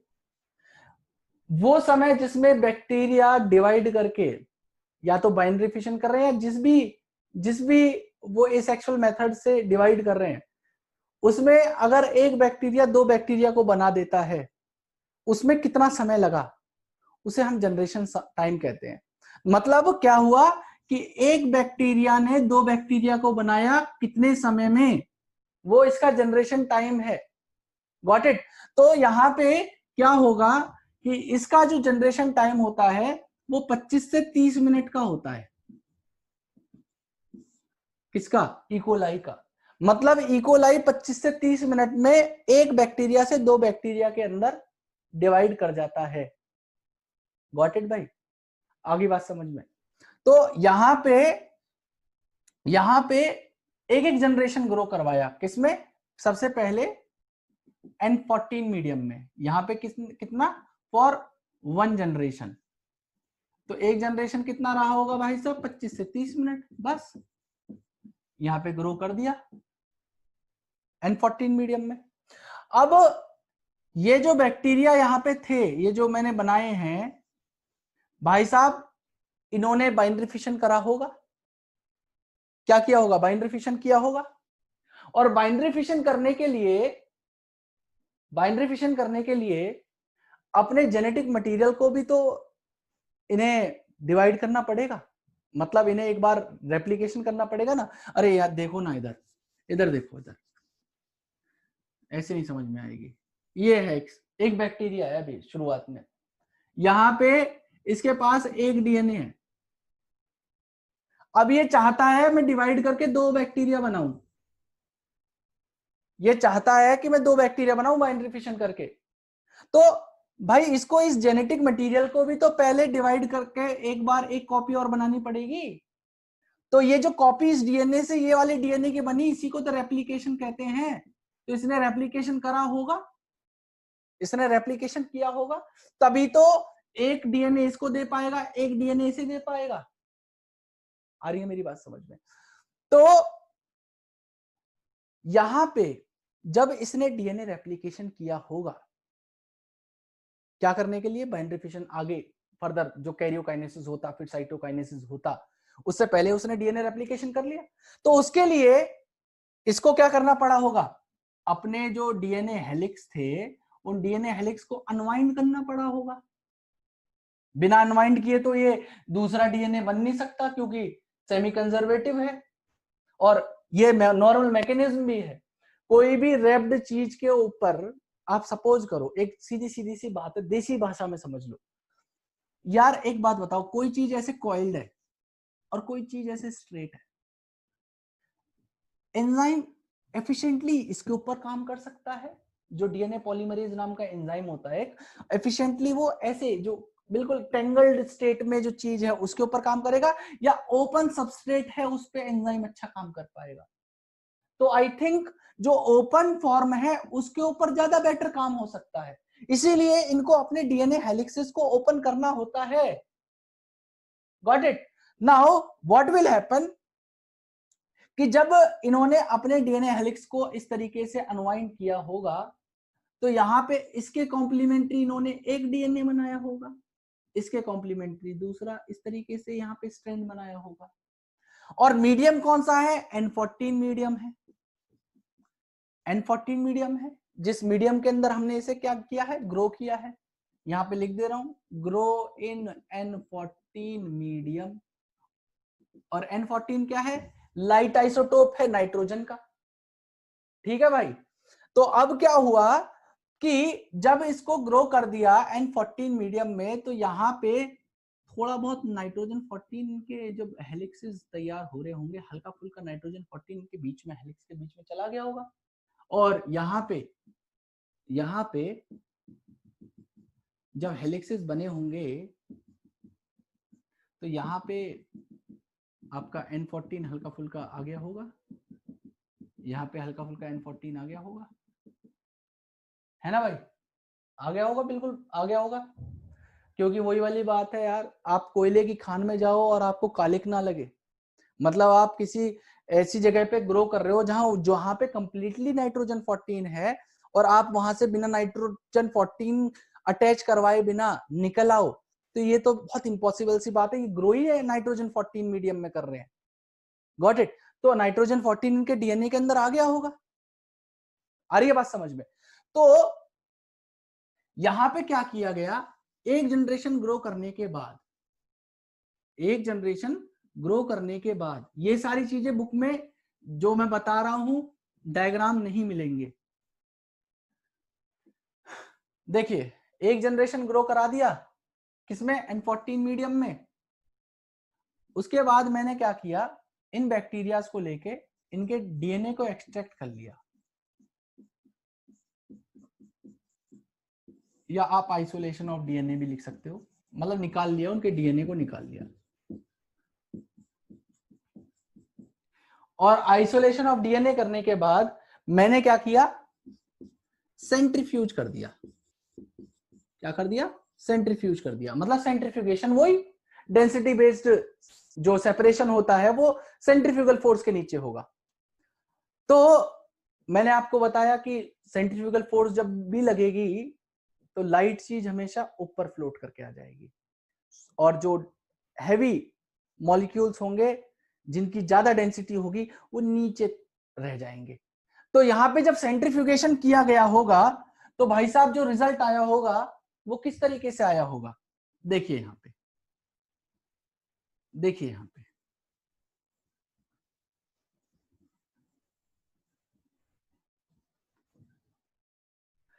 ये जब सेंट्रीफ्यूगेशन कर दिया उसके बाद की बात कर रहा हूं मैं। यहाँ पे टेस्ट ट्यूब है, ये एक टेस्ट ट्यूब है। इसके अंदर क्या हुआ होगा? डीएनए जो है वो ऊपर फ्लोट कर गया होगा, क्योंकि डीएनए की जो डेंसिटी है वो कम होती है। और साथ में डीएनए की डेंसिटी कम तो है ही है, लेकिन इसके साथ आइसोटोप भी तो कौन सा वाला लगा हुआ है? लाइट। क्यों? मैंने लाइट मीडियम में तो ग्रो करा है पहले, N14 लाइट आइसोटोप। तो डेंसिटी के बेस पे ये क्या कर गया? ऊपर फ्लोट कर गया। ठीक है, लाइट आइसोटोप की वजह से। तो मैं इसे यहां पे लिख दे रहा हूं N14 क्योंकि लाइट आइसोटोप है। और दो बैंड बना रहा हूं डार्क कलर के, इनको लिख दे रहा हूं N14, दूसरे वाले को लिख दे रहा हूं N14। ठीक है साहब? ठीक है, यहां तक बात समझ में आ रही है? तो पहला एक्सपेरिमेंट का स्टेप ये था, फर्स्ट एक्सपेरिमेंट यहां पे खत्म, फर्स्ट स्टेप यहां पे खत्म हुआ जब इन्होंने N14 के अंदर। अब इन्होंने क्या किया, इसी एक्सपेरिमेंट को N15 मीडियम में रिपीट किया। किसमें? N15 मीडियम में। N15 मीडियम कौन सा है भाई साहब? Heavy isotope. अगर ये एक्सपेरिमेंट कंप्लीट नहीं होता और वीडियो ये बंद हो जाता है तो दोबारा रिज्वाइन करना है, ये खत्म करना है। ठीक है, ये हैवी आइसोटोप।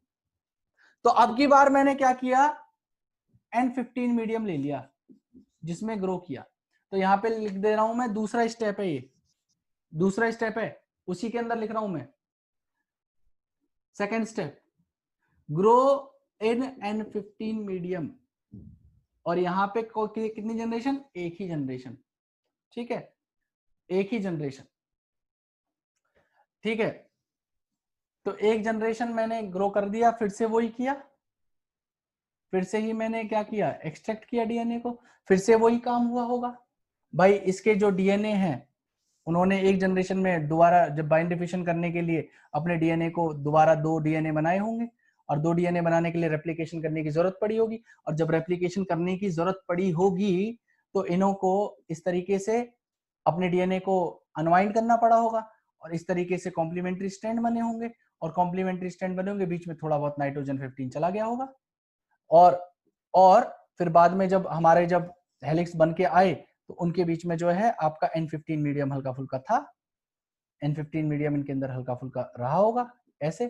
तो सिमिलरली हमने जब सेंट्रीफ्यूज किया तो अब की बार क्या है भाई साहब, हैवी हैवी आइसोटोप है ना, तो हैवी आइसोटोप है तो लाइट ऊपर है, तो हैवी कहां होना चाहिए, नीचे होना चाहिए ना।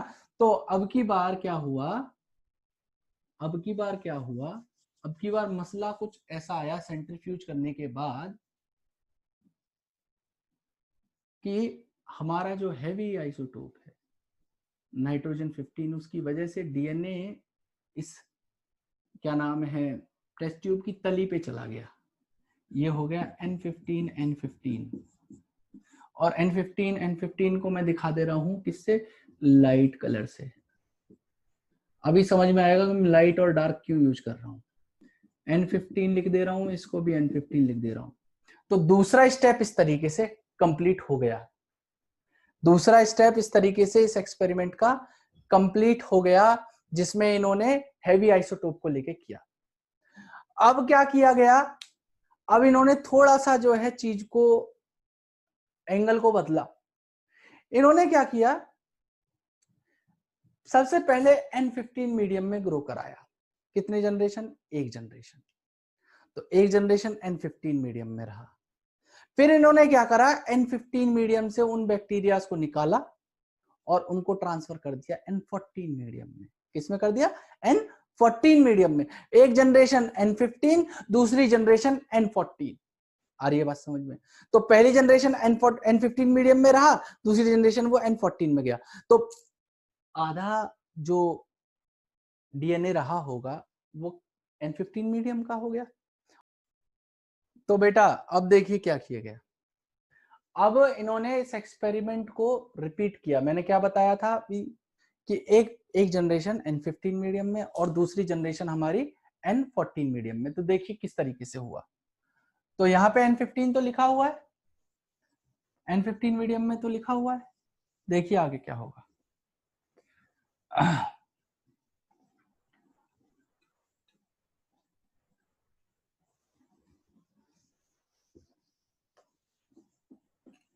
तीसरा स्टेप बताने वाला हूं मैं अब इस एक्सपेरिमेंट का, तीसरा स्टेप बताने वाला हूं इस एक्सपेरिमेंट का, देखते रहिएगा।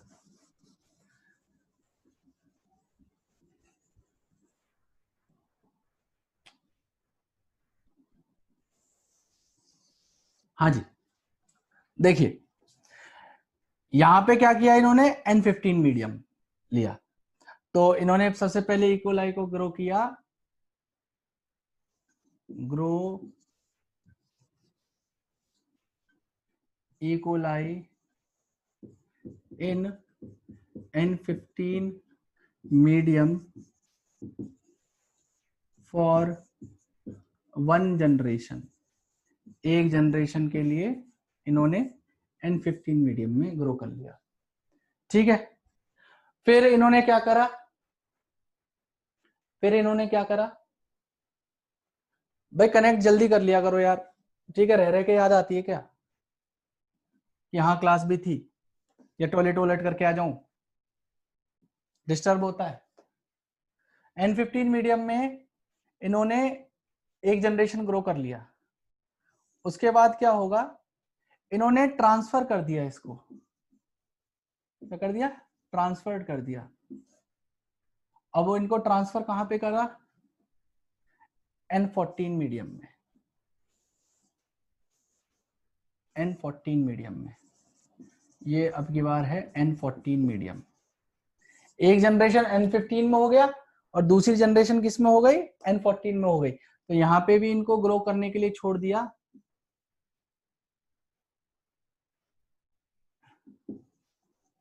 इन N14 मीडियम फॉर 1 जनरेशन।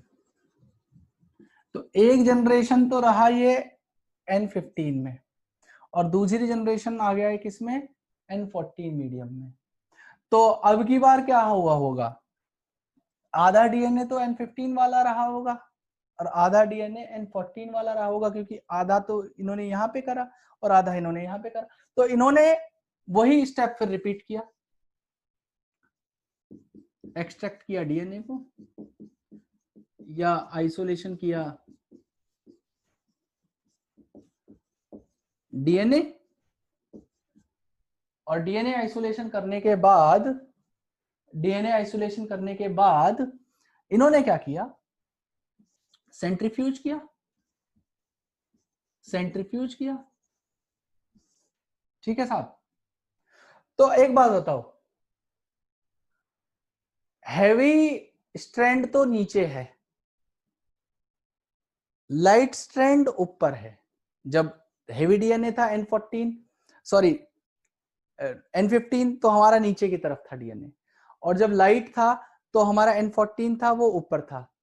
अगर ये हाइब्रिड बैंड बन के आए, क्या बन के आए, हाइब्रिड बैंड बन के आए N14 N15 वाला, तो उसको कहां रहना चाहिए, बीच में रहना चाहिए।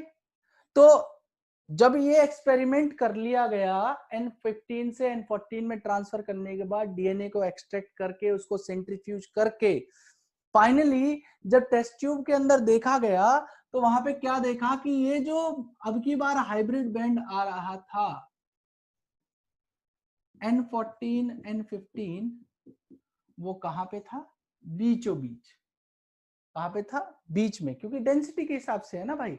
N14 ऊपर है, लाइट डेंसिटी है, N15 नीचे हैवी है, तो डेंसिटी N14 N15 की इन दोनों के बीच की इंटरमीडिएट है, तो बीच में फ्लोट कर रहा था वो।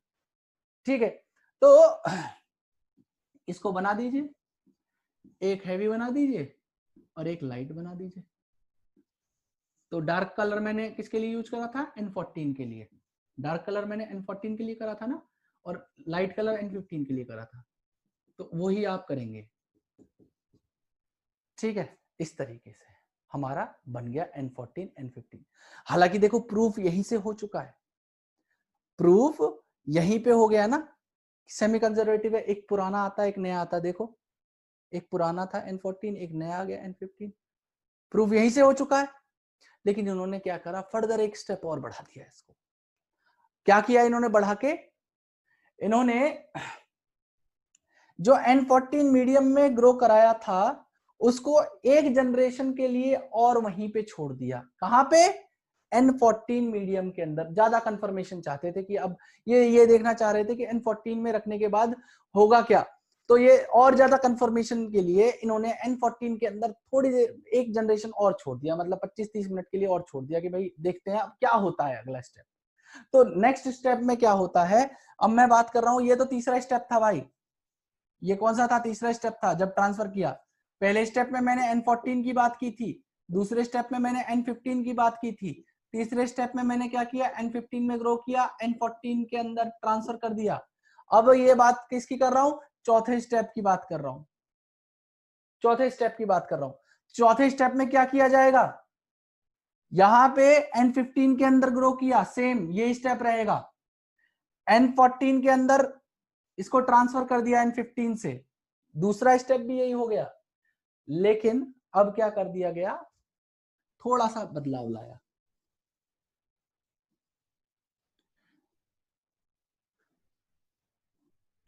जो ये N14 मीडियम के अंदर ट्रांसफर किया गया था, इसको एक जनरेशन के लिए यहीं पे छोड़ दिया। तो ग्रो वन मोर जनरेशन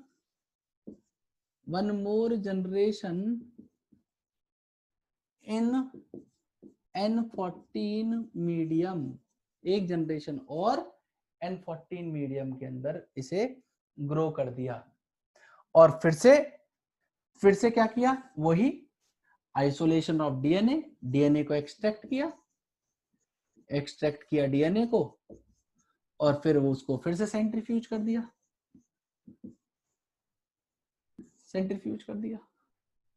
तो अब की बार रिजल्ट क्या आना चाहिए भाई, आपको क्या लगता है? ज्यादा जनरेशन कहां पे रहा भाई, एक जनरेशन यहां पे था और एक जनरेशन N14 में, फिर से एक जनरेशन N14 में, मतलब 2 जनरेशन तो हमारी किसके अंदर हो गई, N14 के अंदर हो गई ना साहब। एक जनरेशन किसके अंदर है, केवल N15 के, तो ज्यादा इंट्रोड्यूस क्या होना चाहिए, N14 होना चाहिए। हालांकि हाइब्रिड बैंड भी आएगा, लेकिन N14 भी आएगा। तो यहां पे 2 तरीके के बैंड आए हमारे, सेंट्रीफ्यूज करने के बाद रिजल्ट क्या आता है कि हमारे एक N14 का भी ऊपर आ जाता है, N14 और 2 आते हैं हमारे हाइब्रिड बैंड।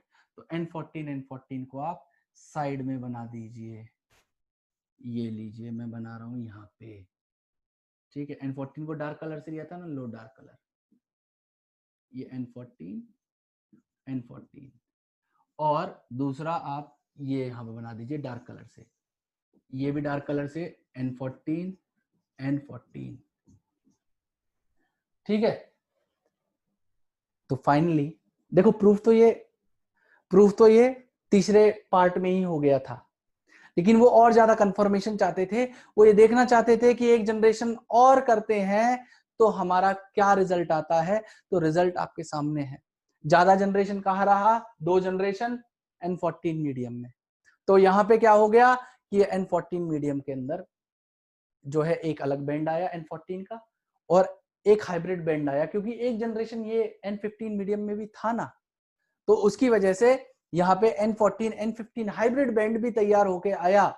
और इस चीज से क्या प्रूव हुआ कि जो डीएनए रेप्लिकेशन है वो सेमी कंजर्वेटिव नेचर का होता है, और उसमें एक पुराना स्ट्रैंड आता है और एक नया स्ट्रैंड आता है।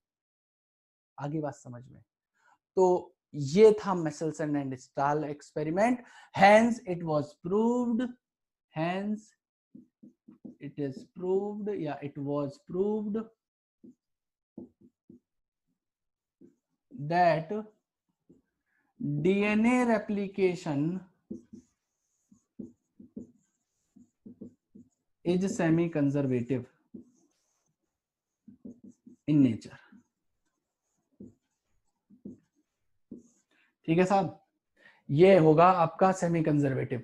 अब ध्यान से सुनिए मेरी बात, ये आप लोगों के लिए जो क्लास में आए, ये मक्कार लोगों के लिए इंफॉर्मेशन है, जो क्लास में नहीं आ रहे हैं। आज सैटरडे की मॉर्निंग की क्लास में भी भाई, आज कौन सा ऐसा काम हो गया तुम्हारा भाई, मैं ये मानता हूं कि क्या नाम है तुम्हारी, चलो शाम को क्लास क्लैश कर रही है, लेकिन सुबह के समय कौन सी क्लास हो रही है, मुझे ये समझ में नहीं आ रही। स्कूल की छुट्टियां पड़ी हुई हैं, क्लास में नहीं आ रहे हो तुम, मुझे उसका एक्सप्लेनेशन चाहिए भाई साहब, मैसेज कर देना मुझे। और दूसरी बात आप लोगों के लिए, कल डाउट सेशन है, टाइम मैसेज कर दिया जाएगा, और क्वेश्चन भी सॉल्व करेंगे। जहां तक मेसेल्सन इंस्टॉल तक हो चुका है हमारा पार्ट, यहां तक हमारा जो है जितना भी क्वेश्चन होगा वो सब किया जाएगा। तो क्वेश्चन भी करके आने हैं आपको, डाउट्स लेके आने हैं, अननेसेसरी ऐसे नहीं कोई भी उठा के ले आओगे, मैं फिर दूसरा पूछ लूंगा। मैं हालांकि पूछूंगा ये रैंडम, तो मैं तुमसे पूछता ही हूँ, जो चलता आया वो चलता आएगा। और किसी टॉपिक में अब तक ना समझ में आया हो चैप्टर 6 में शुरुआत से लेके अब तक, तो वो भी पूछ लेना। ये भी आपको लिबर्टी है कल के लिए। कल के क्या, हर संडे ये रखने के सोच रहा हूँ मैं, डाउट सेशन हर संडे ही रखा करूंगा, और क्वेश्चन सॉल्विंग सेशन हमारा जो है संडे को करूंगा। टाइमिंग आपको मिल जाएगी कल की, और थोड़ा ईमानदारी से कर लीजिएगा काम को, ठीक है। और ये चैप्टर खत्म होएगा क्या, अगले वीक जितना भी हो जाएगा, दो वीक की जो क्लास इकट्ठी हो जाएंगी। कल तो डाउट ले रहा हूं मैं, अगले संडे टेस्ट है, ठीक है, 6ठे चैप्टर का। और ये जो टेस्ट लिया था मैंने, दोबारा रीटेस्ट किया था, उसकी आंसर की आपको मैं दे दूंगा उसकी। और बहुत सारे बच्चों की अब तक नहीं आई है, जिनकी नहीं आई है वो अपना नाम जानते हैं, और मेरे पास सारा रिकॉर्ड हैगा। जिनकी नहीं आई है ईमानदार बन जाओ, तरीके से पढ़ लो, नहीं तो अच्छी बात नहीं होगी आपके लिए। और दूसरी बात, जो जिनकी आई है उनके लिए मैं आंसर की डाल दूंगा, क्रॉस चेक कर लेना आंसर, जहां गलत हो अपने आप ईमानदारी से, और वहां पे जो है उस आंसर को लिख लेना। Got it? क्योंकि पॉसिबल कम ही हो पाता है कि भाई मैं फिर से जाऊं उसको निकलवाऊं, प्रिंट करवाऊं। तो आप एक काम करेंगे, मैं इसके आंसर की डाल दूंगा, फिर से कर लें।